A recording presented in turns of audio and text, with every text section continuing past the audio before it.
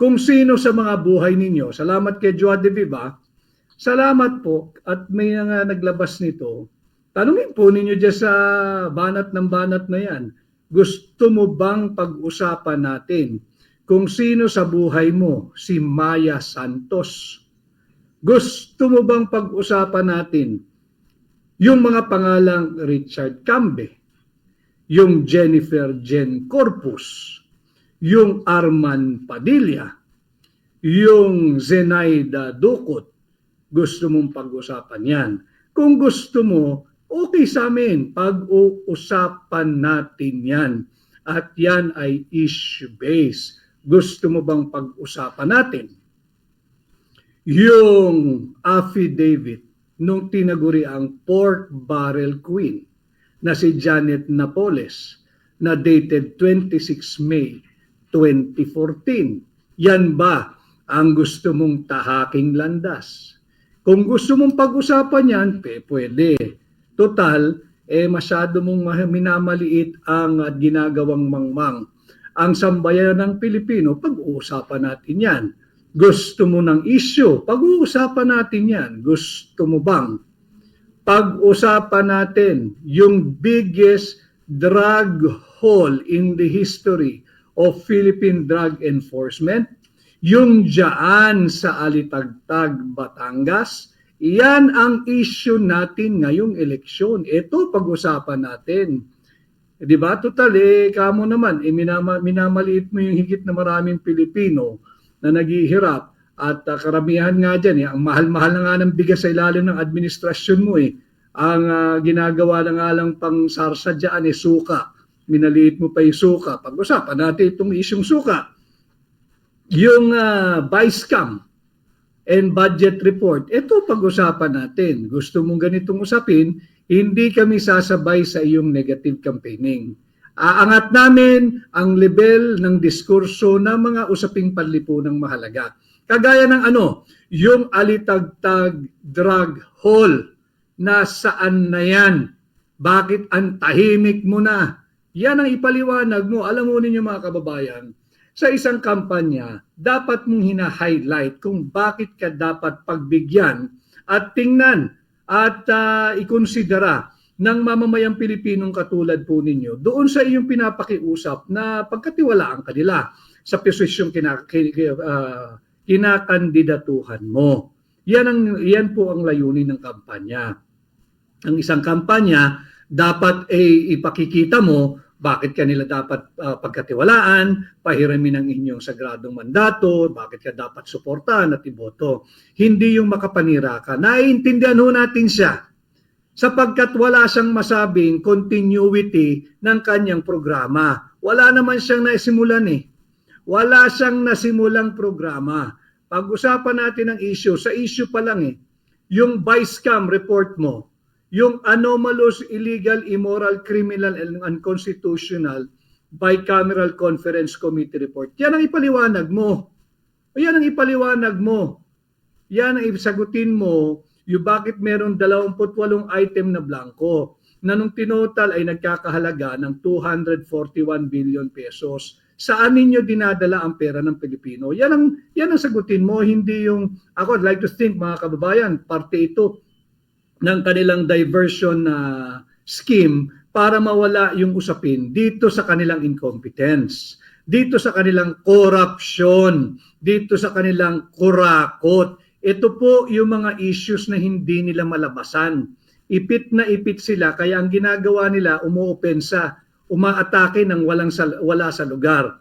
Unprovoked, unnecessary, uncalled for. Ngayon, kami naman sa Duterte senatorial candidates, karapatan naming sumagot sapagkat hindi naman pwedeng tayo magpapagaslight at they will try to change and they're changing the narrative na sila yung punong-puno ng anomalya, maghahanap sila ngayon ng isang pamamaraan to deflect yung issue palayo sa kanila. Hindi po, well, ako personally, I can only speak for myself, bilang hakbang ng maisog, hindi po ako papayag. Hindi po ako papayag pag-usapan natin ang mga issue. Ano po yan? Yung Bicameral Conference Committee report, hanggang ngayon hindi mailabas ng House of Representatives yung enrolled bill, yung kopya ng enrolled bill. Nakakuha po tayo, ipinakita ko sa inyo nung makailang araw, na meron tayong nahalukad dyan sa archive section ng House of Representatives. Unsigned po. Unsigned ng Senate President, unsigned ng Speaker of the House, unsigned ng Senate Secretary, unsigned ng Secretary General ng House of Representatives, unsigned ng Pangulo ng Pilipinas yung enrolled budget na nandyan sa archive section ng House of Representatives. Hindi nila pwede sabihin draft yun. Gagawin na naman tayong mangmang ng kongresista ng Marikina eh. Baka sabihin na naman niya, draft yan. Archive section na yan, archive.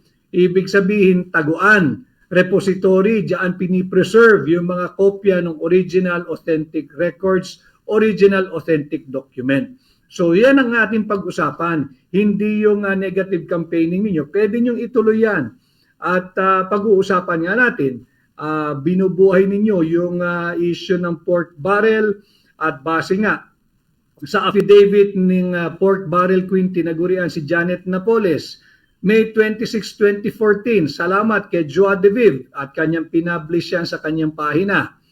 Yung mga pangalang Richard Cambe, yung pangalang Jennifer Jen Corpus, yung Arman Padilla, yung Zenaida Ducot at yung Maya Santos.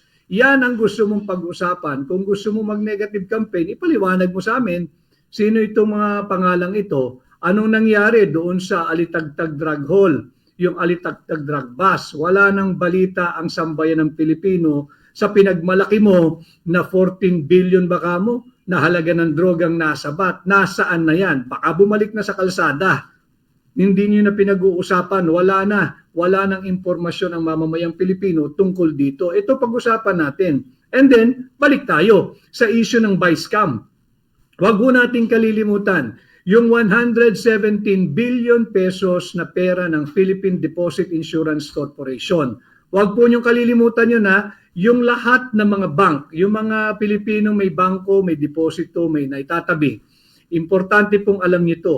117 billion pesos pera ng PDIC kinuha po ng Marcos administration. Sa nilalagay, syempre, pampondo ng kanilang unprogrammed appropriation nung nakaraang taon, 2024. Pinondohan yung IX, pinondohan yung ACA, pinondohan yung kanilang mga pork barrel, at kung ano pa. Hindi nga tayo kinakausap, wala nagpapaliwanag, tinatago. Yan ang hinihingi ng hakbang na maisog. Transparency, accountability, peace, and security. Kay Rolf G. Tanyola, Happy Hearts Day, Attorney Vic Rodriguez. Salamat, Rolf.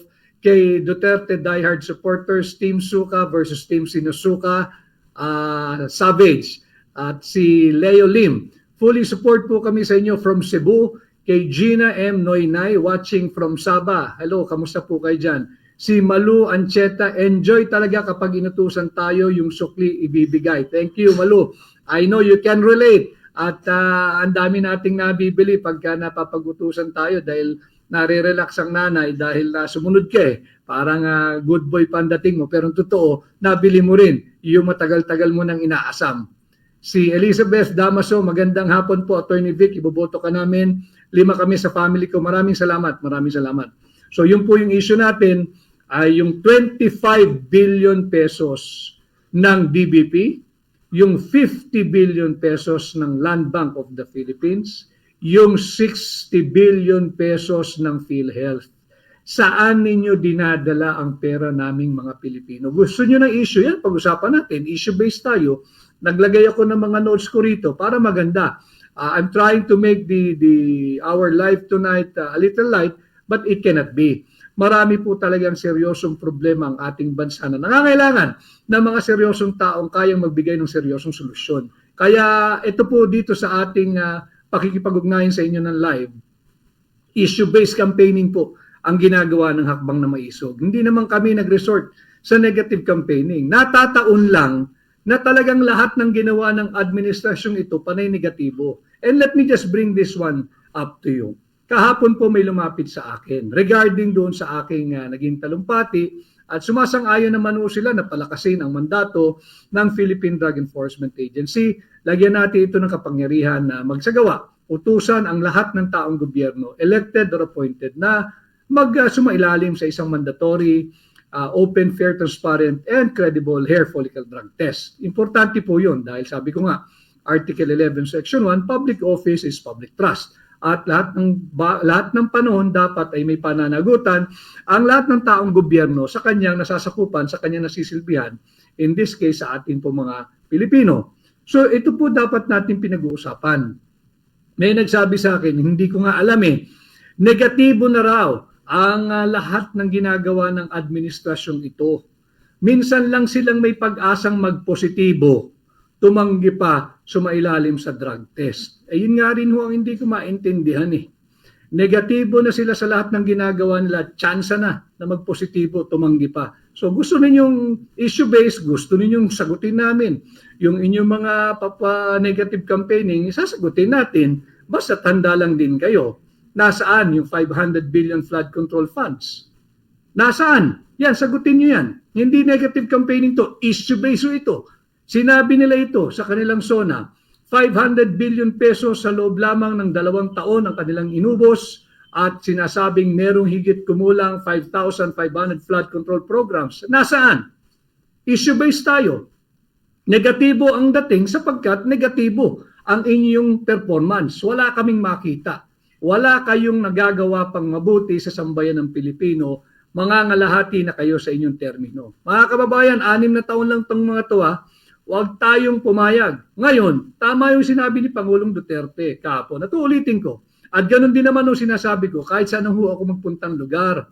Ako'y nagpresenta, nagpapasukat, nagpapakilatis, nagpapakilala, at nagpapasuri. Kung sakasakaling sa tingin po ninyo, ako'y karapat-dapat na pairamin ang inyong mandato at ng inyong boto, tulungan po ninyo ako maging senador number 56 po sa balota, si Atty. Vic Rodriguez. Subalit, kung sa tingin naman ninyo na kontento na kayo sa ganitong uri ng korupsyong nagaganap sa ating lipunan, higit na talamak ang korupsyon, kung happy kayo, kung kontento kayo, meron pa silang 3 taon, di doon nga naman kayo sa kanila. Tangkilikin nyo sila. Huwag nyo kaming samahan sa Team Suka. Pero kung gusto ninyo ng totoong pagsisilbi, alam ho ninyo, ulitin ko yung sinabi ko kagabi, ang suka ang kalaban ng mga tanso. Ang suka ang kalaban ng mga gintong peke. At ang suka ang kalaban ng mga mambubutol. So the choice is yours. Kaya nga po tama si Pangulong Duterte kung masaya kayo kung sasabihin ninyo na higit na mas maraming nabibili ang 1,000 nyo ngayon kung iahambing mo sa halaga ng 1,000 ninyo nung nakaraang 2 taon, ipagpatuloy nyo, ibigyan nyo pa sila ng 3 taon na ganitong uri ng pamumuhay. Kung sa tingin ninyo na mas mababa ang droga at mas mababa ang kriminalidad dito sa administrasyong ito, di yung 3 taon bigay pa ninyo uli sa kanila. Tangkilikin nyo yung kanilang grupo, pero kung naniniwala kayo na higit na mahirap ang buhay ngayon, walang trabaho, underemployment, unemployment, mataas ang inflation, mataas ang kriminalidad, laganap muli ang droga, hindi safe ang ating kalsada, dito po kayo sa Duterte senatorial candidates. Andiyan po kami kagabi, nagpakita po kaming lahat, kompleto kami, pakitulungan niyo po kami. And then, back to the issue again, 500 billion pesos flood control funds, ginamit nila. Nasaan? Gusto niyong pag-usapan ang issues natin, panagutin po natin sila. Anong nangyari doon sa flood control funds? 200 inosenteng Pilipino patay. 200 inosenteng Pilipino patay, nalunod sa baha dahil ninakaw yung pera para sa flood control programs. Huwag po niyong kalilimutan yan. Yan ay isang katotohanan. 200 inosenteng Pilipino patay dahil sa pagnanakaw ng pondo na para sana ay sa flood control funds. Yan ang ating pag-uusapan. Kay Marlo Magno, mabigyan sana ng transparency ang mga mamamayan kung saan ginagastos ang pera ng Pilipinas. Tama po yun. Pati po yung 25 tonelada ng ginto na reserve ng Central Bank natin, ng Bangko Sentral ng Pilipinas, nagbenta sila. Hindi malinaw, kanino nila binenta. Wala hong sagot sila rito. Wala pong transparency. Kanino nila binenta. Importanteng malaman natin kanino nila binenta at magkanong halaga nila binenta o magkano man ang bentahan dyan per ounce, per kilo, per ton. Kinakailangan alam natin dahil baka naman nagisa na naman tayo sa sarili nating mga mantika. Yung ginto, baka sila-sila rin ang bumili. Ibinenta ng Bangko Sentral kung kani-kanino na sila-sila lang din pala. Hindi po yung Bangko Sentral, ito mga korap sa gobyerno. At baka sweetheart deal pa yan, bagsak ang presyo. Ito yung mga pananagutan dapat nilang ipaliwanag. Kaya nga lagi ko sinasabi, issue-based campaigning tayo, pag-usapan natin ang issue. Nasaan yung 25 toneladang ginto na reserve ng Bangko Sentral ng Pilipinas?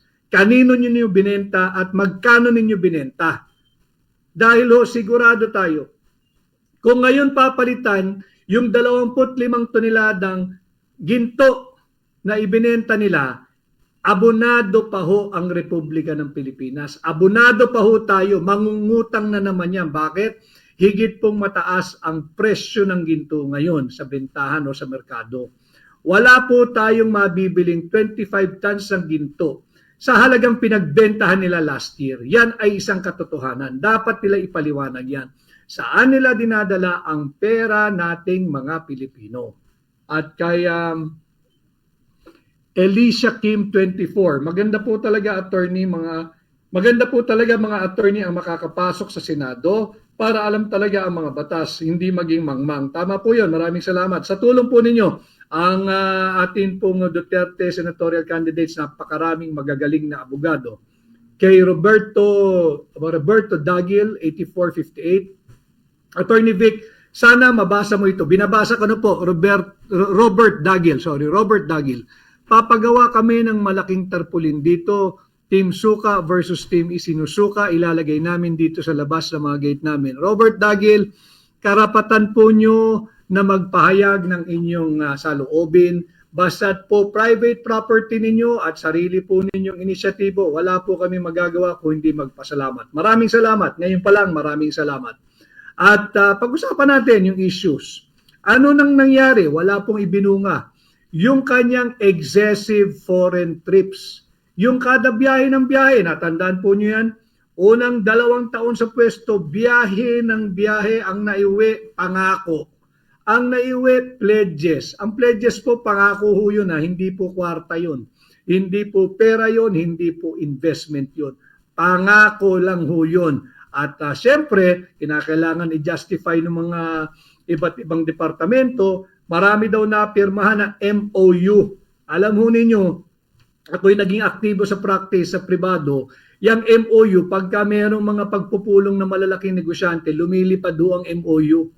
Kinakailangan ma-justify bakit ka nagpunta doon sa lugar na yun eh. Sa kumpanya mo, sa business partner mo, para may maikwento ka, nagpirmahan kami ng MOU.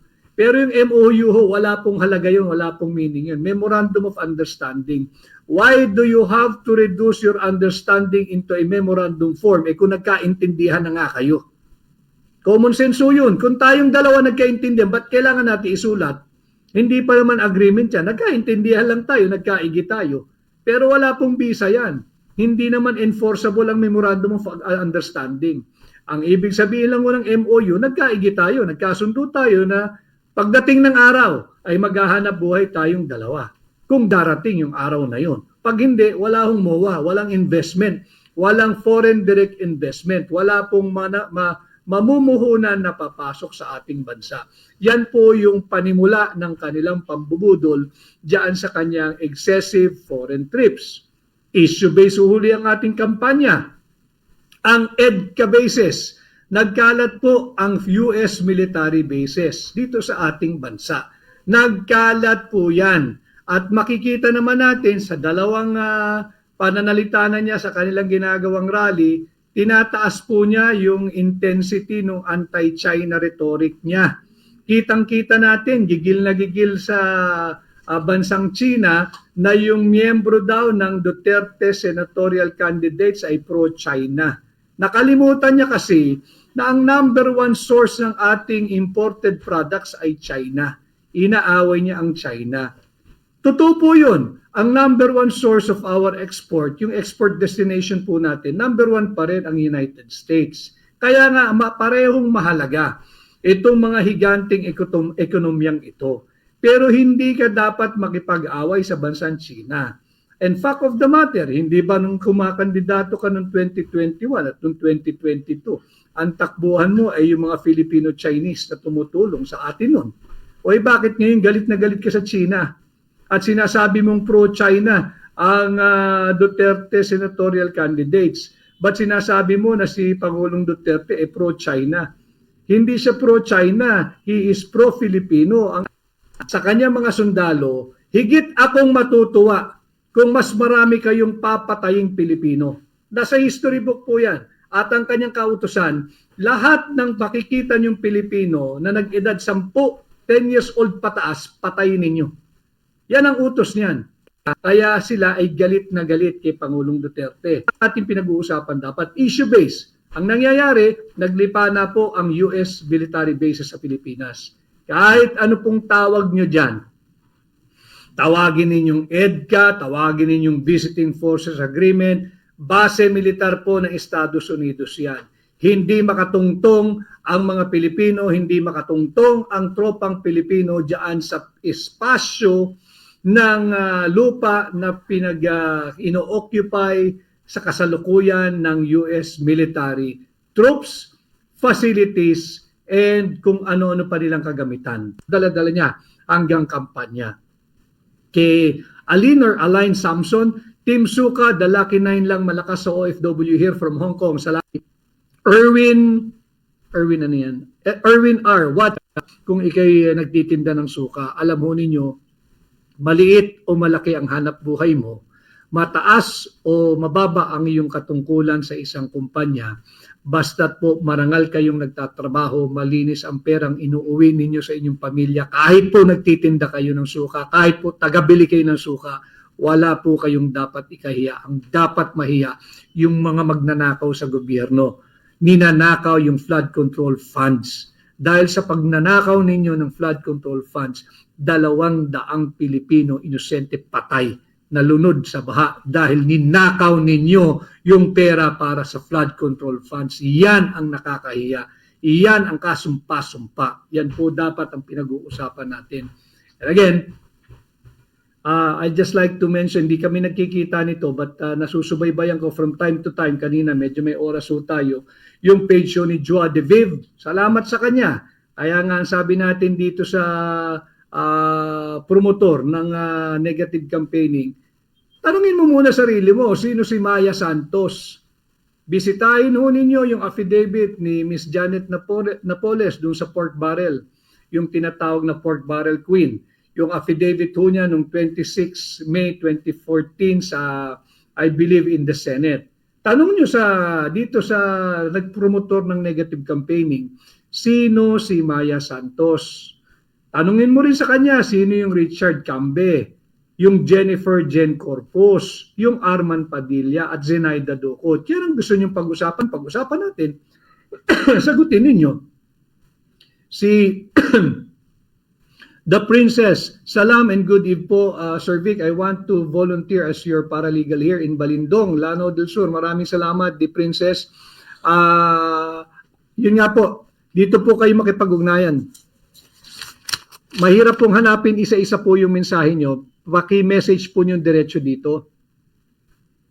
Si Princess. Paki-message po diretso rito para po makasagot kami ng diretso dahil nalulunod po talaga, nalulubog doon sa mga messages. OFW Taiwan VP Sara supporter. Salamat sir at andyan kayo. Huwag po kayong susuko sir. Isa ka sa asahan namin po ng mga OFW din po. Maraming salamat din po sa tiwala ninyo yung mga OFW sa Taiwan. Kay Fahonggi Umahan, God bless you sir. Salamat.